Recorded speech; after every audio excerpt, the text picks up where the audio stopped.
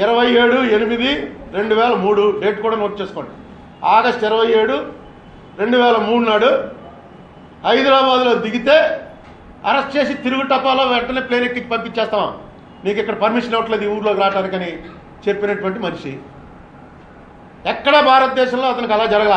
America వాళ్ళు వేసాయమన్నారు, చంద్రబాబు నాయుడు హైదరాబాద్ రానివ్వమన్నాడు.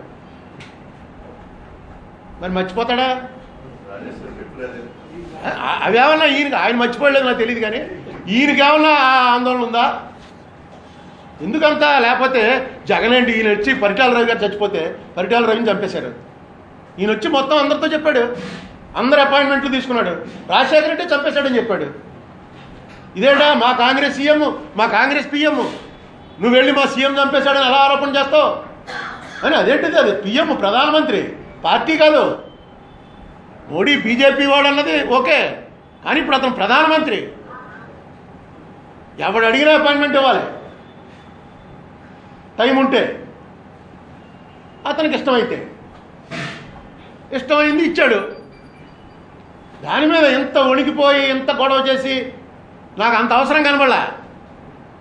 ఒకళ్ళ మీద ఒకళ్ళు ఫిర్యాదు, మర్డర్ కేసే చెప్పావు, వెళ్ళి మన్మోహన్ సింగ్ గారికి వెళ్ళి రాజశేఖర రెడ్డి మర్డర్ చేశాడని చెప్పావు. డైరెక్ట్గా మర్డర్ చేశాడని ఒక ముఖ్యమంత్రి మీద ఆరోపణ చేయడానికి వస్తుంటే నీకు ఇంటర్వ్యూ ఇచ్చిన తర్వాత ఇవన్నీ ఏముంది, మామూలే. వెళ్తాడు జగన్మోహన్ రెడ్డి నీ మీద చెప్తాడు. అది కాదు, వెనకాల ఏదో డిజైన్ ఉంది, అందుకే ఇంత షేక్ ముక్తార్ అయిపోయారు. ఇవన్నీ పక్కన పెట్టి ఇప్పటికీ కూడా చంద్రబాబు నాయుడు గారు ఈ సంవత్సరం కనుక కరెక్ట్గా ఆయన ఏదైతే చెప్తూ ఉంటాడో అందులో 10% చేయగలిగితే, 10% చాలు, డెఫినెట్గా చంద్రబాబు నాయుడు గారికి గుడ్ విల్ ఉంటుంది. వేళ మీరు పని చేయటం అన్నది పూర్తిగా పక్కన పెట్టేశారు. ఫోన్ కొడితే నీళ్లు పట్టు అంటే అంతకన్నా జనంలో రేపు నుంచి సెల్ ఫోన్లోంచి నీళ్ళు వస్తాయని చెప్తారు. 6 నెలలు ఆగండి, ఫోన్ ఇలా నొక్కి వాటర్ మీద నొక్కి ఇలా అన్నారంటే గ్లాసు నిండిపోతుంది. ఎవరు సెల్లోకి వాళ్ళ సెల్కి ఏర్పాటు చేస్తున్నాం. 6 నెలలు మాత్రం చెప్తారండి, ఎందుకంటే ఆ 6 నెలలు ఎప్పటికీ రాదు. అలా లాగగలిగినటువంటి ఆ కెపాసిటీ ఆయనకు ఉంది, ఆ మీడియా మేనేజ్మెంట్ ఉంది, ఆ మ్యానిపులేషన్ ఉంది. కానీ నిజంగా చేయండి.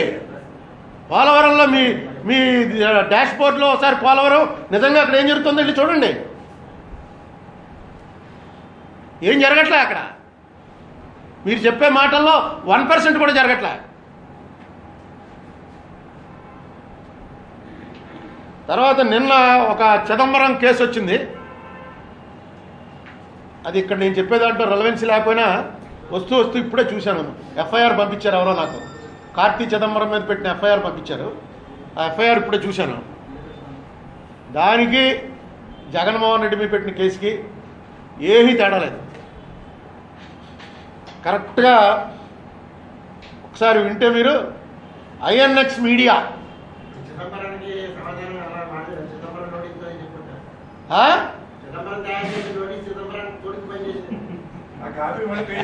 అది నేను చెప్పను కానీ కాదు, ఇక్కడ ఎలా వచ్చిందో స్టోరీ చూడు. ఇదేమో సాక్షి మీడియా. మనం జగన్మోహన్ రెడ్డి కేసులన్నీ కూడా సాక్షి మీడియా వల్లే కదా, అందులో పట్టుకొచ్చి పెట్టుబడులు పెట్టారన్నదే. అక్కడ ఐఎన్ఎక్స్ మీడియా, ఐఎన్ఎక్స్ న్యూస్ అనేవాళ్ళు ఇంద్రాణి ముఖర్జీ అని ఒక పెద్ద మర్డర్ కేసు వచ్చింది, కూతుర్ని చంపేసింది ఆవిడ. అందులో ఒక ఆవిడ హస్బెండే ఈ ఐఎన్ఎక్స్ మీడియాకి, ఐఎన్ఎక్స్ న్యూస్కి. అతను ఏం చేసేట, ఎఫ్ఐపిబి అని ఉంటుంది, అంటే ఫారెన్ ఇన్వెస్ట్మెంట్ ప్రమోషన్ బోర్డ్. మనం విదేశాల నుంచి ఏమైనా డబ్బు తెచ్చుకోవాలంటే ఎఫ్ఐపిబి క్లియరెన్స్ ఇవ్వాలి. దాని ఫైనాన్స్ మినిస్ట్రీలో ఉంటుంది. అది చిదంబరం గారు ఫైనాన్స్ మినిస్టర్. ఈ ఎఫ్ఐపిబిలో వీళ్ళు అప్లికేషన్ పెట్టుకున్నారు. ఎవరో ఐఎన్ఎక్స్ మీడియా వాళ్ళు 4.62 crores మేము తెచ్చుకుంటాం ఫారెన్ నుంచి, ఇన్ని షేర్లు అమ్ముతాం, షేర్ వాల్యూ 10 రూపాయలు, 4,62,00,000 వస్తుంది, దానికి మాకు పర్మిషన్ ఇవ్వండి అని పెట్టుకున్నారు. పెట్టుకుంటే గవర్నమెంట్ ఇచ్చింది. వాళ్ళు 305 కోట్లు తెచ్చుకున్నారు. తెచ్చుకుంటే ఇన్కమ్ ట్యాక్స్ వాళ్ళ లెక్కలో దొరికింది. అది నువ్వు 4 కోట్లు తెచ్చుకుంటాను 305 కోట్లు ఎలా తెచ్చుకున్నావా అని అడిగారు. అడిగితే వాళ్ళు ఏం చెప్పారంటే, మేము 4 కోట్లు 10 రూపాయల షేర్ వాల్యూ మీకు చెప్పాం, కానీ 800 రూపాయలకి అమ్మాం మేము షేరు. ఆ అమ్మటం వల్ల మాకు 305 కోట్లు వచ్చింది. నేను చెప్పిన లెక్క కరెక్టే, అన్ని షేర్లే పెట్టాం, కానీ డబ్బు ఎక్కువ వచ్చింది, ఎక్కువగా అమ్మామన్నారు. ఇది మేనేజ్ చేయడానికి చెస్ మేనేజ్మెంట్ అనేటువంటి ఒక ఫ్రీలాన్సర్స్, అంటే ఇప్పుడు వీళ్ళు ఉంటారు చూడండి, కార్వి ఇలాంటి వాళ్ళు ఈ ఫైనాన్షియల్ ఎక్స్పర్ట్స్ అనమాట. కన్సల్టెన్సీలు, చెక్ మేనేజ్మెంట్ అనేటువంటి ఒక కన్సల్టెన్సీలో వీళ్ళు 3.5 కోట్ల రూపాయలు పెట్టుబడి పెట్టారు ఆ కన్సల్టెన్సీలో. అది ఎవరిదంటే చిదంబరం కొడుకుది. ఈ FIPB క్లియరెన్స్ ఇచ్చినందుకు గాను ఈ 305 కోట్లు క్లియరెన్స్ ఇచ్చినందుకు 3,50,00,000 రూపాయలు చిదంబరం కొడుకు ఇచ్చారు. క్విడ్ ప్రోకో, అక్కడ అతను హెల్ప్ చేశాడు, కొడుక్కి డబ్బులు ఇచ్చారు. ఇదే కేసు అక్కడ.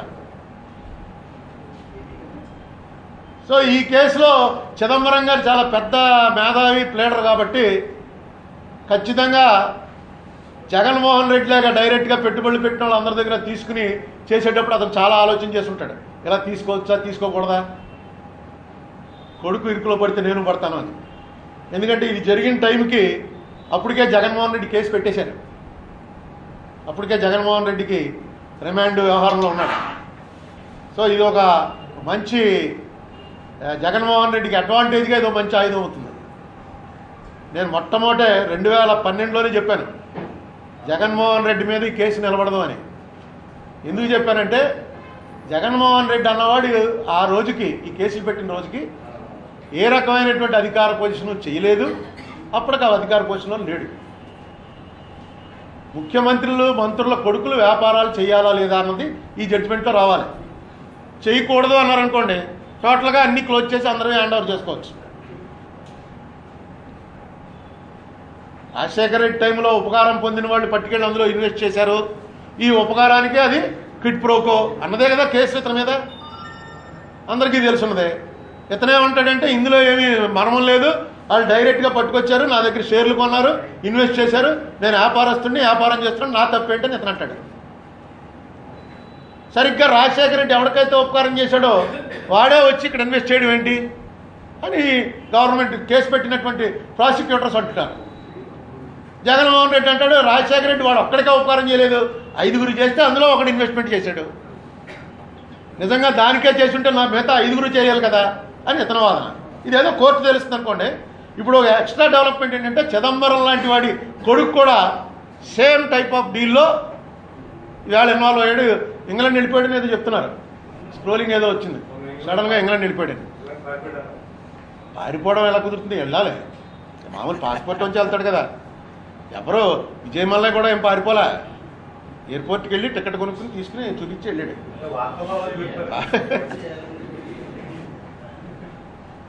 తర్వాత ఇంకొకటి నాకు ఇది చంద్రబాబు నాయుడు గారు డిస్టర్బ్ అవడానికి కారణం ఏమనిపించిందండి, ఇంకోటి మాకీ అసోసియేట్స్ అని ఒక కంపెనీ అమరావతి కన్స్ట్రక్షన్లో మార్చారు. జర్మన్నా జపనీసా? జపనీస్ కంపెనీ అంటే జనరల్గా ఇలాంటి కంపెనీలు దేశాలతో వ్యాపారాలు చేస్తాయి, రాష్ట్రాలతో చేయవు. వాళ్ళు ఆంధ్రప్రదేశ్లో వ్యాపారం చేస్తున్నా వాళ్ళ లెక్క ప్రకారం ఇండియాతో వ్యాపారం చేస్తున్నట్టే.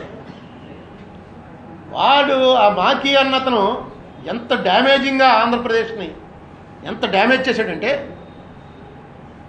బీహార్ ఇంతకన్నా బెటర్ అన్నాడు. బీహార్ ముఖ్యమంత్రి డైరెక్ట్గా చెప్తాడు దేశం మొత్తంలో మా అంత అధ్వానమైన రాష్ట్రం ఇంకోట్లేదు, దాన్ని తీసుకొచ్చి ట్రాక్ ఎక్కించడానికి నేను ప్రయత్నం చేస్తున్నానని ఆయనే చెప్తాడు. ఇండియా మొత్తంలో మనం ఫస్టా సెకండా దెబ్బలాడుకుంటున్నామని చంద్రబాబు నాయుడు గారు చెప్తాడు. అటువంటి దాని గురించి ఒక జపాన్ ఆర్కిటెక్ట్ వచ్చి ఇండియాలో వరస్ట్ స్టేట్ అనేటువంటి బీహారు ఆంధ్రప్రదేశ్ కన్నా బెటర్ అన్నాడు. అంటూ ఇంకో మాట ఏమన్నాడంటే కొత్తగా ఎవరికైతే ఇచ్చారో ఈ కాంట్రాక్టు వాళ్ళతోటి బాహుబలి ప్రొడ్యూసర్ డైరెక్టర్ తోటి వెళ్ళి మాట్లాడన్నారు అని ఆర్టికల్ రాశాడు. అది ఎక్కడ మొత్తం ఈ ఆర్కిటెక్చర్స్ వరల్డ్ వైడ్గా చూసేది.